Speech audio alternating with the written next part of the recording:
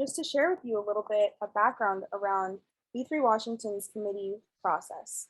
So at E3 Washington, a lot of our work is really volunteer ran, and it's sustainable in part because we have committees that focus their attention and energy on different various tasks that the board is collectively responsible for.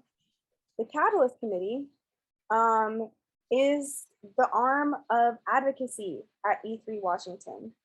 And so what the committee does is it listens to what are really the prioritizations or the priorities that people are coming up with throughout the state, and leans into how E3 Washington can wield its power to make those priorities happen.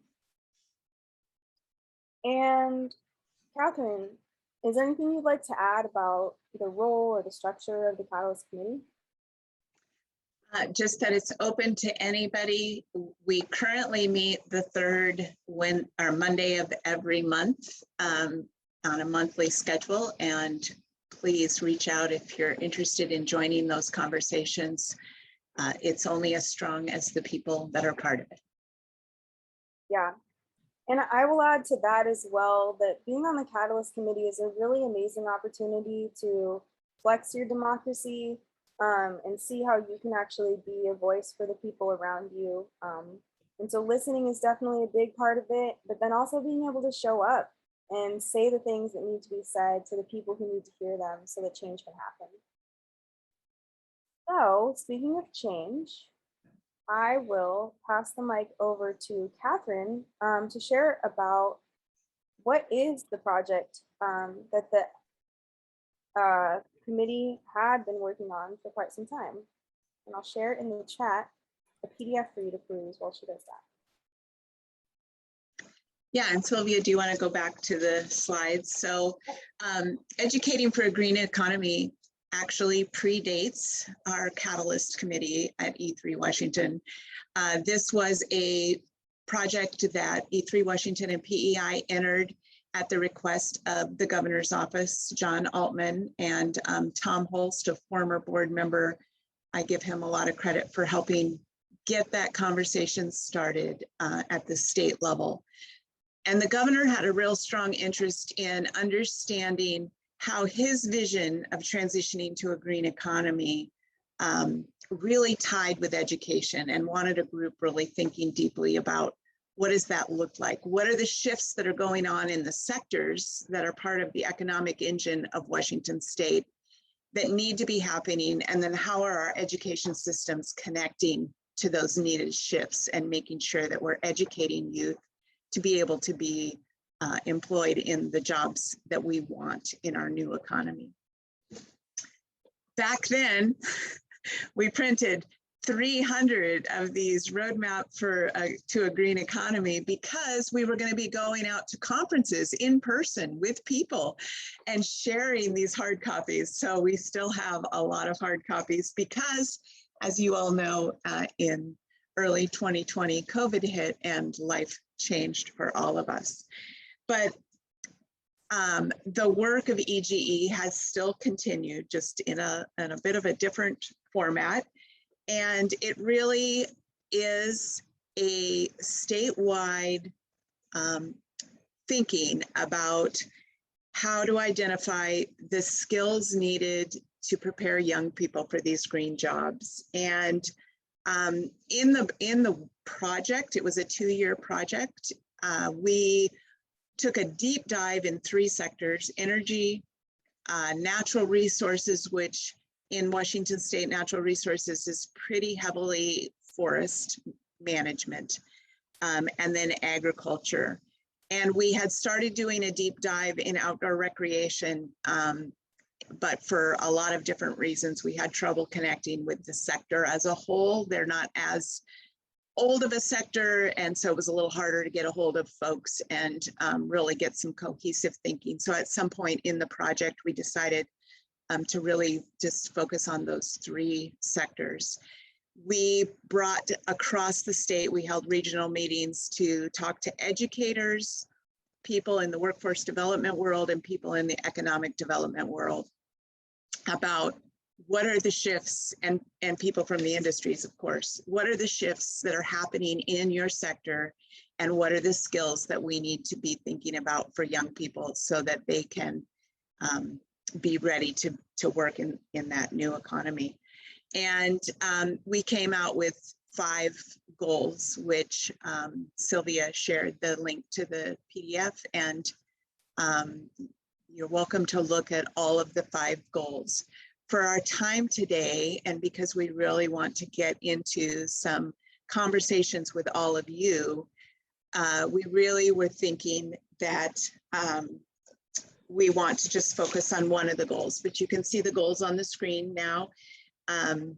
Really build and incentivize the pre-K and post-secondary braided pathways, and then to look at the criteria for workforce development was another aspect of the work that we were doing. Professional learning, which is the one we're going to focus on today. Increasing green economy visibility is really thinking about, like, when a student goes to look for jobs and they go to think about what am I going to do in the world? Because people keep asking me, what are you going to do when you grow up? When they go to look at that, is there a flag? Is there an icon? Is there something that's going to catch their interest if they're interested in the green economy and the consideration that taking care of the environment is part of that work that they want to do? And then the last one is really about collecting and disseminating job information. Not a focus of today's conversation, but there's a lot in the existing structures and systems of workforce development and economic development that marginalize green jobs, marginalize innovation, marginalize a lot of our natural resource opportunities for young people for a lot of reasons. And that's kind of a whole separate session, but I'd love to talk to anybody about that if those are interested. So for today, I think we want to focus on goal 3. And goal 3 is really about how do we engage the industry and agencies in supporting teacher education. What is the work that we want to see happen in that world? And how do we fund that outreach and engagement, whether it's with STEM clock hours or continuing ed credits for whether it's CTE directors, principals, administrators, and then continuing proviso for climate science. So we threw that in as part of our recommendation because this was going to legislators. Every legislator in the state received a copy of these recommendations going into last session. So we wanted to make sure the climate science proviso was continue funded. And then the counseling issue is one that we haven't done a lot with, but there's a lot of interest in how are we engaging counselors in helping to make to connect kids to these opportunities. Counselors, as many of you know, in the school system are often the ones that are advising kids when it comes to work. And you know, a lot of our ESE work tends to focus on the science teachers, sometimes the social studies teachers. So how do we also include counselors? So when we think about, well, let me just pause here. If anybody has any broad questions about the EGE project itself and or goal 3 specifically at this point, it'd be good to get any clarifications or questions on the table. When Sylvia and I were thinking about this session and how to frame our conversation, one of the questions that we thought was really relevant, and it goes back to the agreements, is what is personal power? And what happens when we have access to our own agency? When we think about educating for a green economy, what's the role of that personal power? And what happens when we have access to our own agency, or what might happen for students if they have access to their own agency? But I believe that personal power is knowing, it's that internal knowing, and then also having the ability to engage fully and authentically in one's dreams and goals and visions for their own life. And I think that when we have access to our own agency, we're able to accomplish amazing things that end up being connected to the well-being for all. Because I believe that when we are in our authentic self and connected to our vision, that is the result. I can add to that to say that I recently learned that hope without a sense of agency is just wishful thinking. All right, well, I would invite you, if you're not already doing it, to read through this, because read through everybody's comments. There was a lot of really, I like the language that was used in several of your reflections on these questions. And this really is how we wanted to frame the next sort of dive into when we look at goal 3. If you think back to our professional learning and how are we going to move the needle in terms of helping young people have that power, have that voice, have that agency, so that we as a community of ESE providers are really helping to lead professional learning opportunities that are going to give them that power, give them the skills that they need. What's that going to look like for us? So this session's really designed to hear all of your voices. So we're going to have long wait times, but we do want you all to think about and help us think through, as an organization, E3 Washington, what can we do as a group of folks? What can we do to help move this work forward? What questions do you have? What are your wonderings about this that we should be thoughtful of and reflective of? And what are some of the next steps that we might be taking? Thing that comes up for me, which I would really love to hear more from folks about, is how to teach for personal power. And when we're thinking about these professional development experiences for educators, whether they be, certified teachers, informal educators, support faculty and staff such as counselors, what is it that needs to go into that learning experience for the adult so that they feel like they have access to their power, and then that they're able to bring that energy into their learning experiences with the young people? So for me as an adult educator, who is also, I have experience as an educator of young people as well. I've noticed that sometimes when it comes to pedagogy, we think of young people as, needing scaffolds and modifications and all these different things. And how can we actually teach for that same kind of power when we're teaching the adult learners, so that they're getting that modeled for them, so then they can actually model it for the young people? Yeah, so is it kind of open season on how to go the overall question of how to move this forward? I guess I'm thinking about my own community. I live on occupied Snohomish territory in Island County, and we have we have like a solar installer and a heat pump installer, and they're kind of the two businesses that are like really seen as the part of the green economy, but it's not really clear. And then maybe some of our local farms, organic farms and stuff, but there's not a lot else beyond that we can see in our local community, but they're not super connected with our education system. So that doesn't seem like there's like a clear pathway. And I'm really intrigued by the concept of building relationships with counselors, because I've definitely kept thinking about it as board members, school board members, the superintendent, the principal, the teachers, but I haven't really thought about the counselors. So that's new to me. But just thinking about how to make those connections and where we've seen success in that, and what are some on the ground things that we could do. Our high school principal is a CTE person, so he's interested in it, but he doesn't have the relationships in the community or in the business community. And so it's just, is it important to how do you make those connections? Is it at what levels, and how do you really make it all happen? Because it seems not daunting, but it just seems unclear. Check.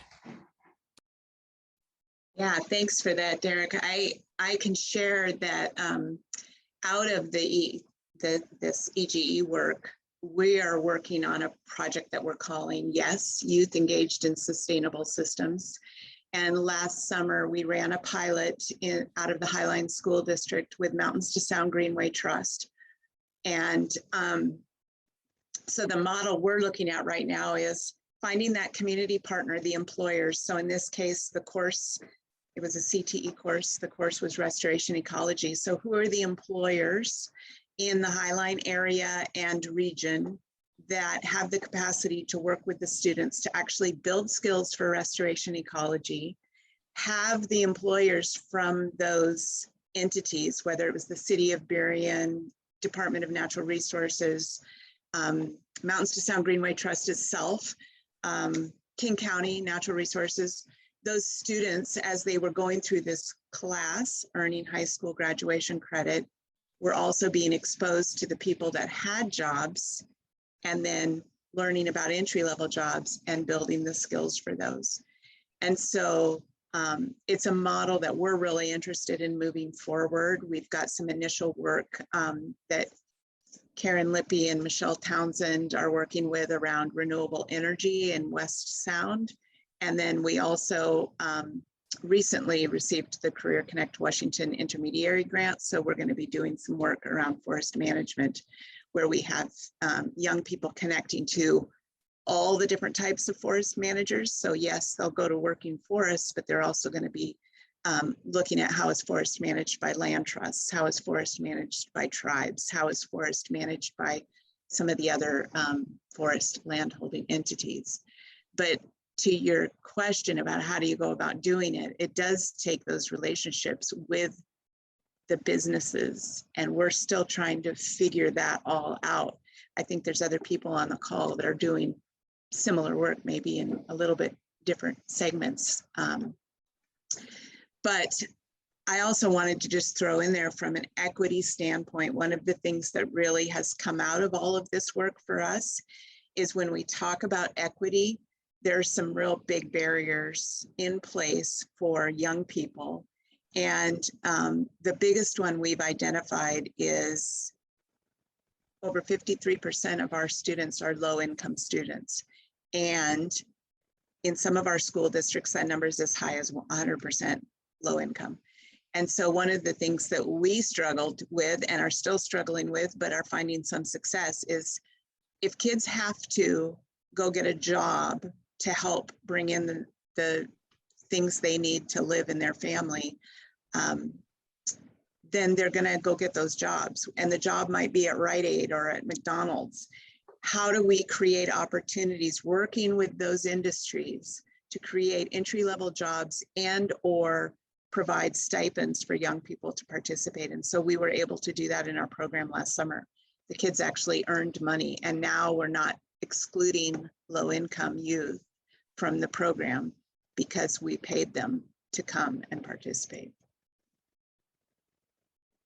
So,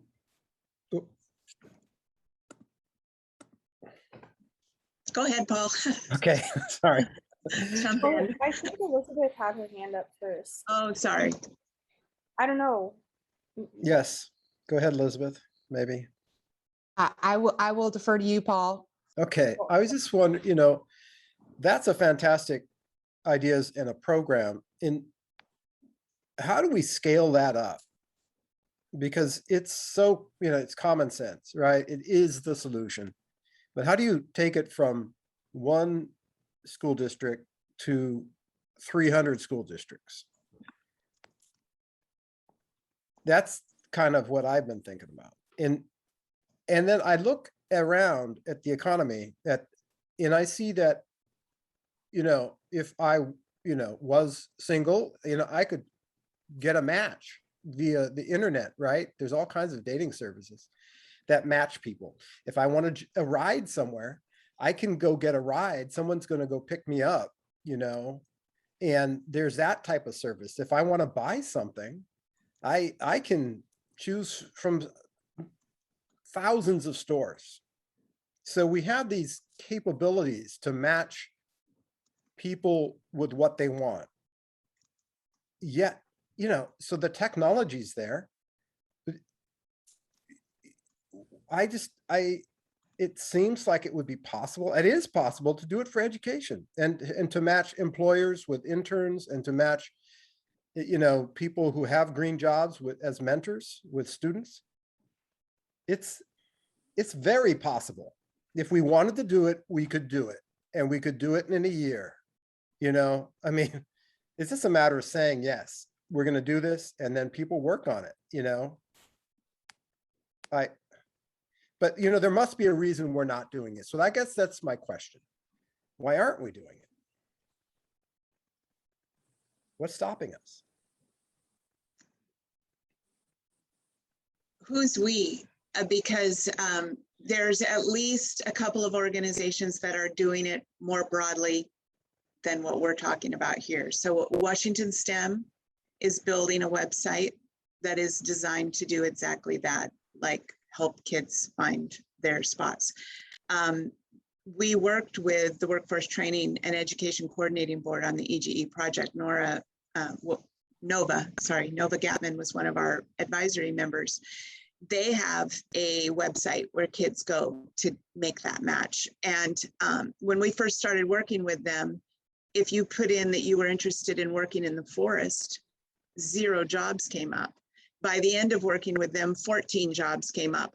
So they did a little bit more work. Still, that when we were ending the project, if you put birds in that you wanted to work with birds, 1 job came up.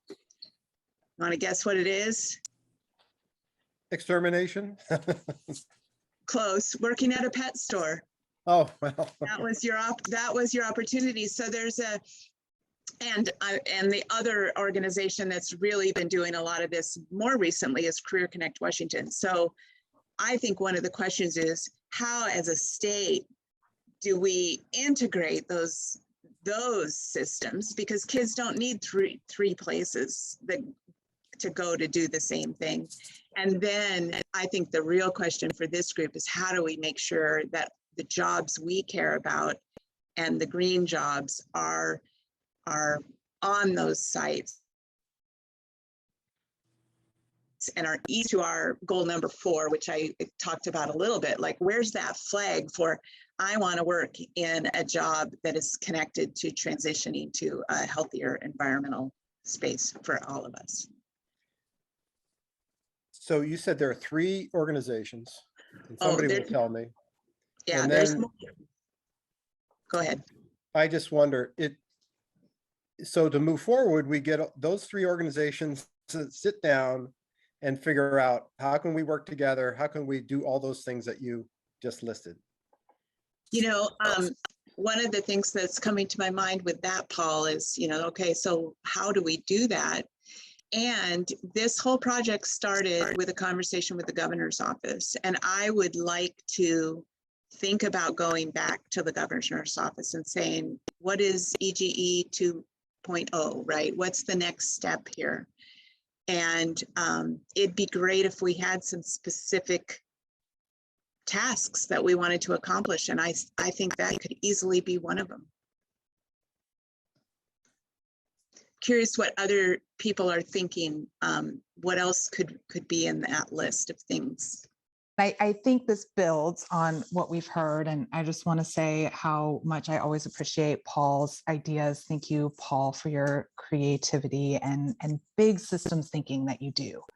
And I love the idea of coming up with a plan to integrate those systems that we just discussed. That seems really like an easy win that would help the whole state. But that's just my personal opinion. I just wanted to say that, and I should briefly introduce myself. My name is Elizabeth Schmitz, and I'm the Environmental Sustainability Program Supervisor for the Office of Superintendent of Public Instruction. So I wanted to just mention that I've been having some conversations about career and technical ed and with our migrant and bilingual program supervisors. And so one of the conversations that we have just begun is around how students are choosing their career pathways as young as 6th grade, and how important it is. Like, I think many of us who are in the formal world of education think of career and technical ed as being 6th through 12th grade.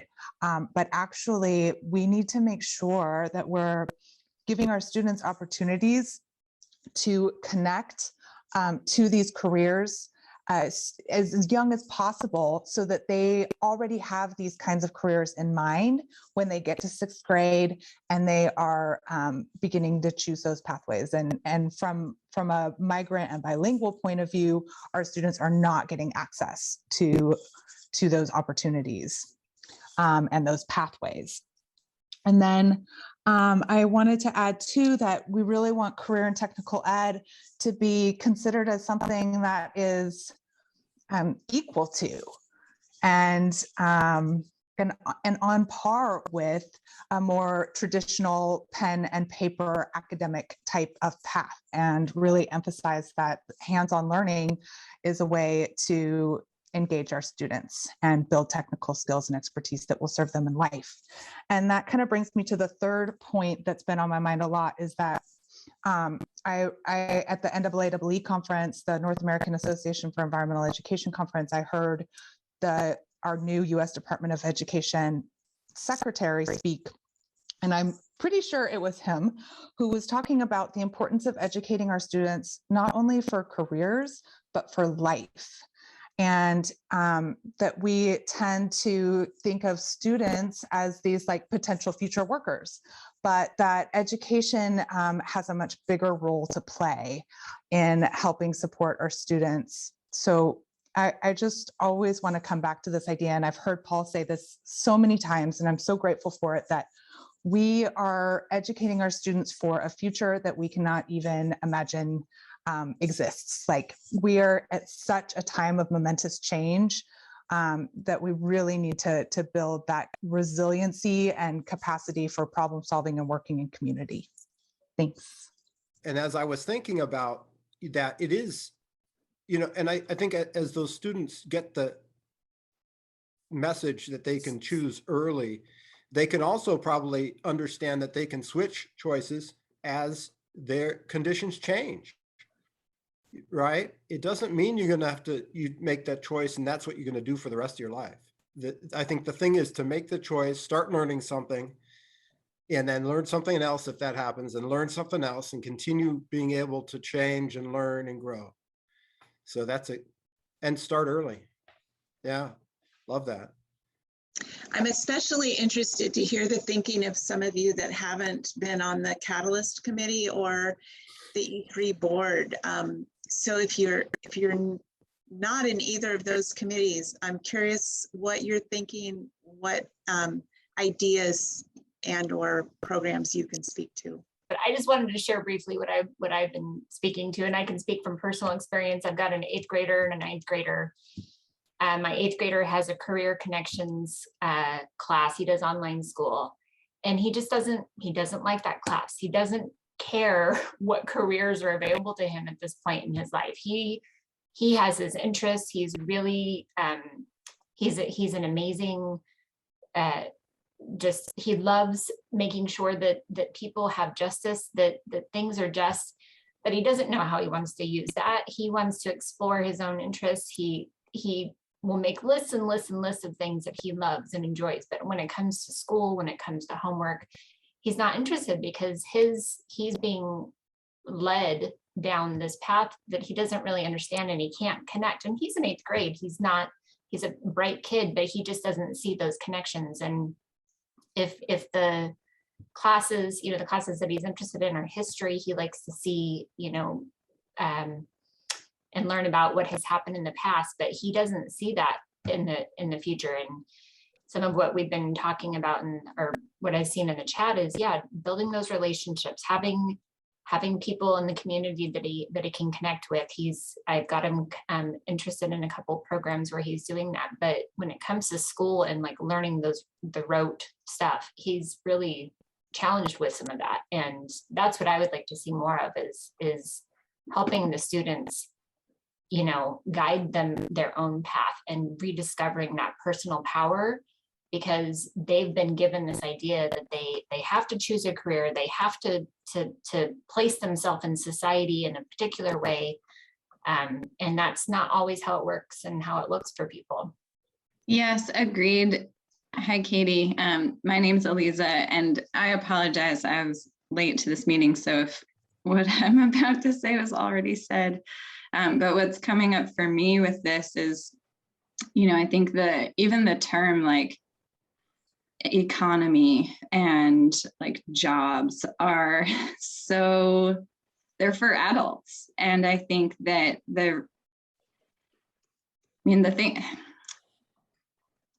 if I imagine, you know, being a young person with the reality of climate change and sort of the instability of society looking forward into the future, and I think about like learning for life skills, even the like calling it like, oh, the economy and your job is kind of not being real enough with them, that it's about survival. I don't know, maybe that's just me, but like I feel like there's more of like an existential question that is happening for young people. And so I wonder if in our adult advocacy for things for them, there can be some way of also including that like translation for young people, that that it is also about, you know, being flexible enough and knowledgeable enough that you can be participating in like the survival and sustainability of a like new society that's forming, not something that we are conceptualizing as older people, because we're not going to have to live with it as much as they are.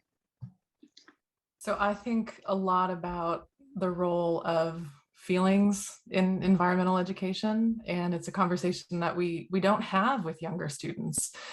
And I think we should normalize that dialogue, because I think even before thinking about who they are and what their interests are, they need to know what it is that they value. And the values conversation is often absent from that work, even in our work as adults.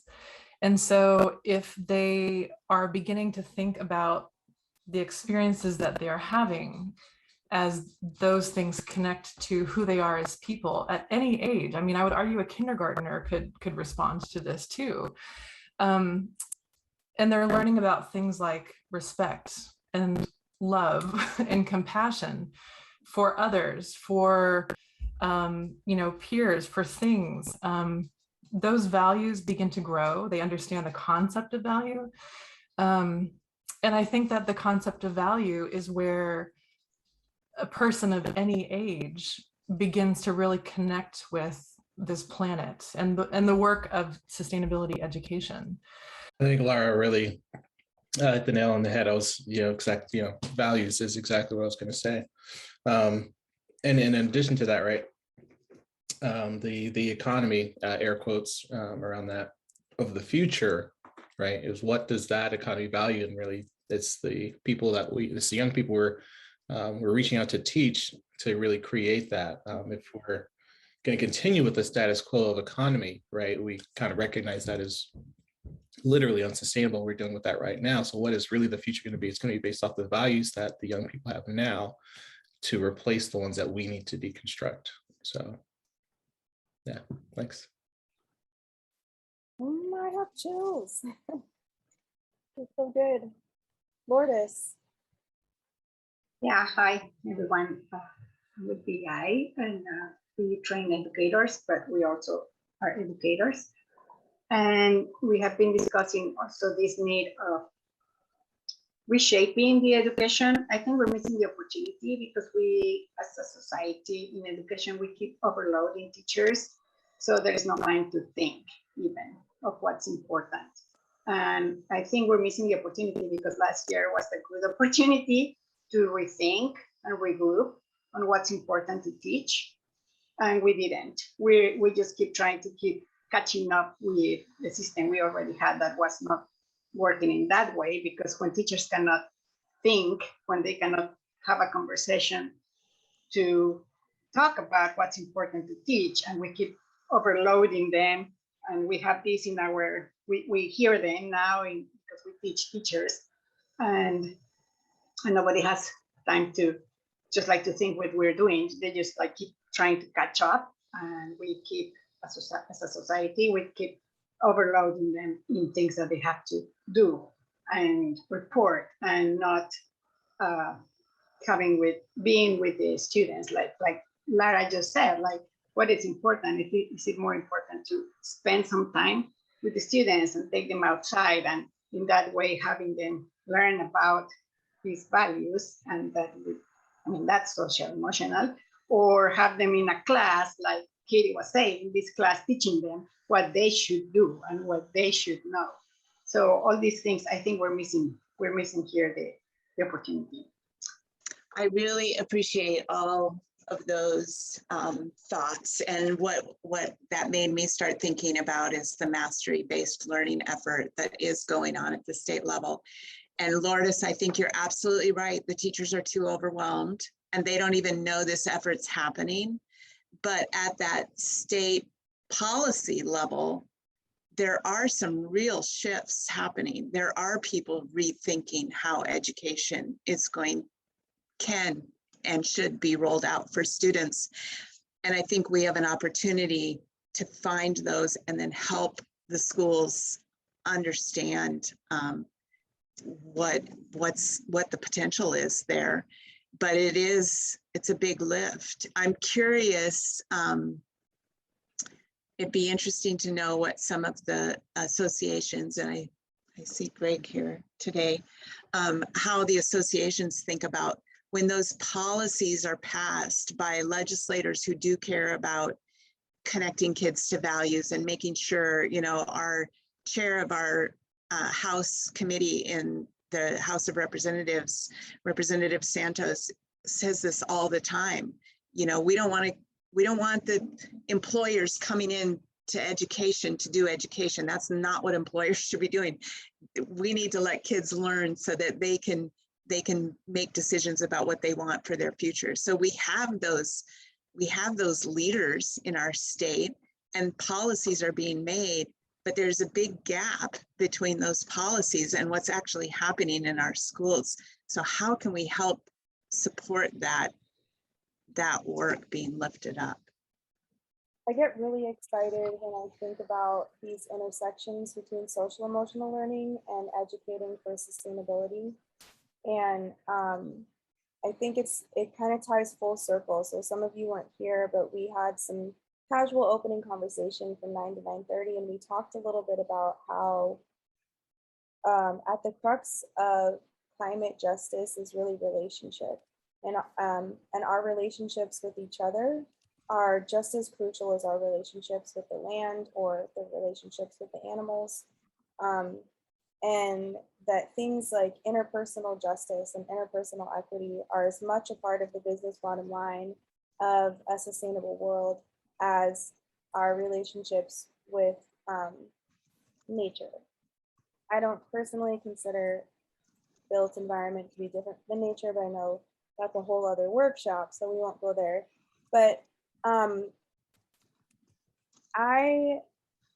also really interested in, and I'm sort of beating this dead horse, which I need a different metaphor for that phrase that's less violent. If anybody has an option, please feel free to offer me feedback. But I'm really curious about adult education and how we can infuse these values of relationship and right relationship with yourself and with each other when we're creating these adult education experiences. Because the adults also need to be sustainable. Like the people who are working in policy, they need to have this sense of sustainability so that they can model it for the people who are working in implementing and actually working, doing the labor of making the policy manifest. And we really need to be able to model this as an adult community so that the young people can learn it themselves too.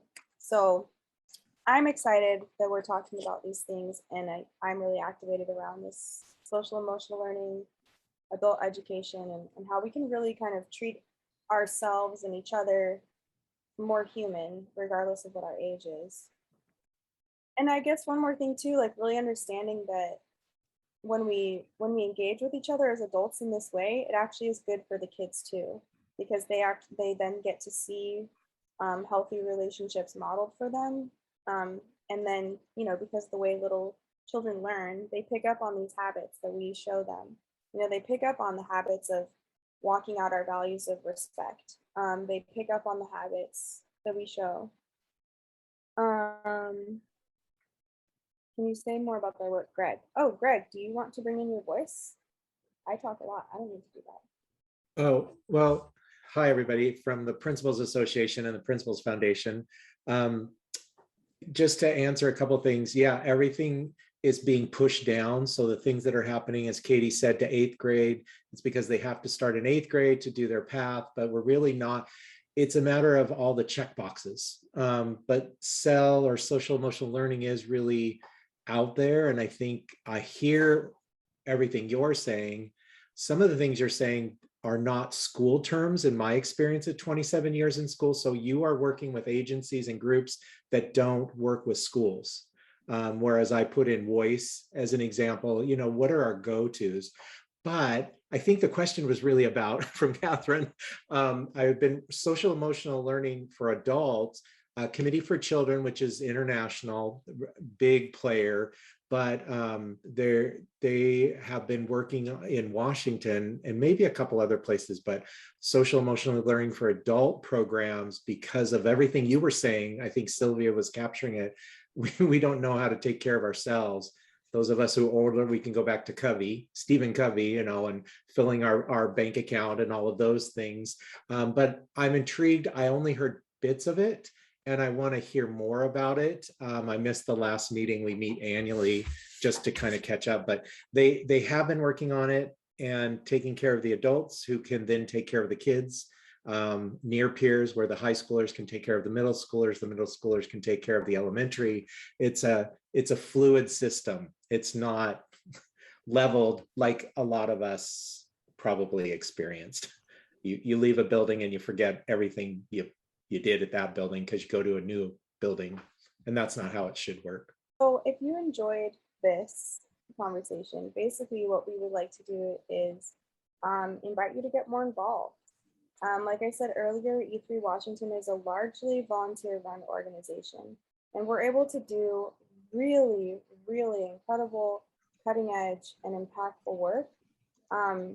Pretty much, basically, thanks to everybody who shows up and volunteers, or to agencies and CBOs that sponsor their employees' time as partners. And so if that sounds interesting to you, I just wanted to invite you all to join the Catalyst Committee.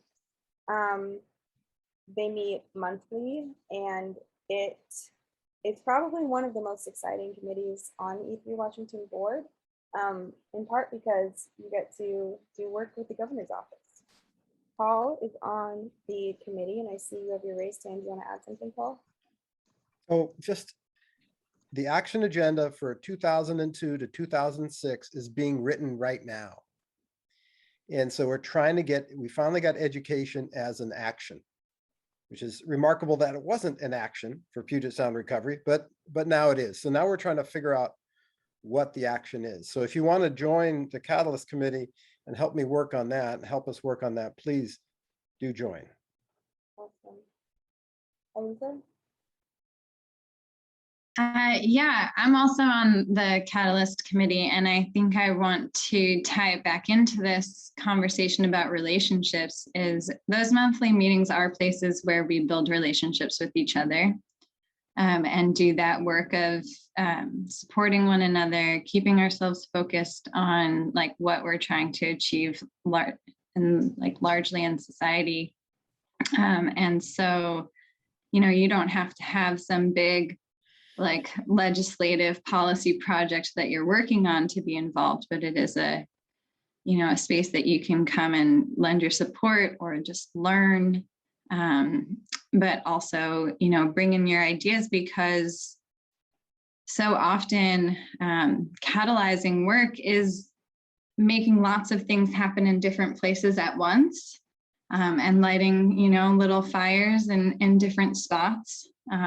And so the more people who can be involved, I think the better and more powerful that work can be.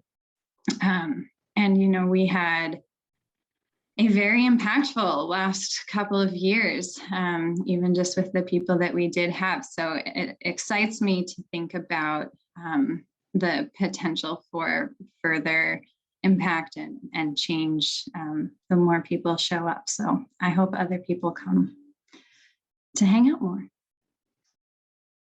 All right, folks, I think we're going to close out, and I will see you all around the conference. Thank you so much.